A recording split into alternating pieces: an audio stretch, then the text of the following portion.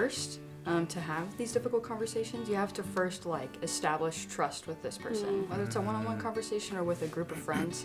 I mean, it's really hard to just walk up to someone and spill your life story to them and all of the things you're going through if you don't know them.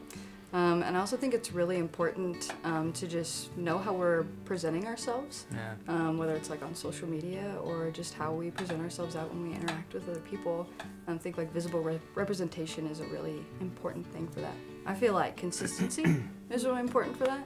And so every time we have a conversation, I feel like we can both talk and we both have a respectable place to speak.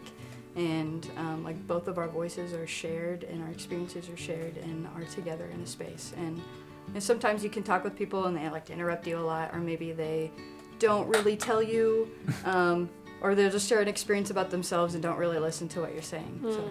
In terms of conversations with peers, you have to make sure that you understand where the other person's coming from and you leave room for that, and making sure that you as a person just call stuff out, because in order to make communities a safe place too, you have to be comfortable just saying, hey, that bothers me, and not just when you see something happening to someone else, obviously it's going to bother that person, but it should bother all of us. If something bad's happening, it should bother all of us, and we should be able to call it out in our different relationships. So sometimes if you just make a habit of doing it, it's not as difficult to have that conversation with your friends, because you're always going to call it out. You're like, hey, that really bothered me. And if you do that over and over again, then it's not going to be quite as difficult. I'm thinking of a personal experience in my life, so you guys are going to laugh, or you're also going to be like, oh wow, he's a pastor. When I was in middle school, my friends and I would steal things off of cars. And one day I just got totally convicted, and I went home, I was like, guys, I can't do this anymore. I just it feels wrong. So I left, and I went home and told my parents, and they told my friends' parents.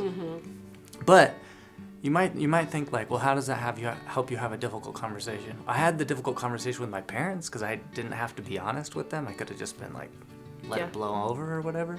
But the thing that I think we really want to highlight is having a difficult conversation with the peers who are actually doing the bad thing. That's really difficult. You want to change directions.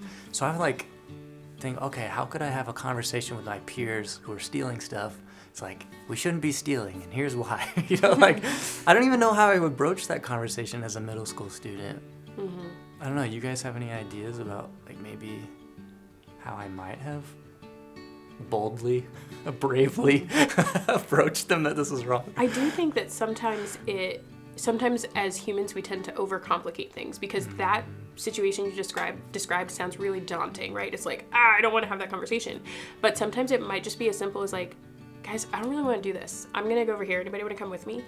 And just take a step away, because you might not be able to control everybody's actions, and that's just a life lesson across the board. But you can control yourself, and you have influence with some people. And if you make a decision and invite somebody else to make that decision with you, you never know what could happen.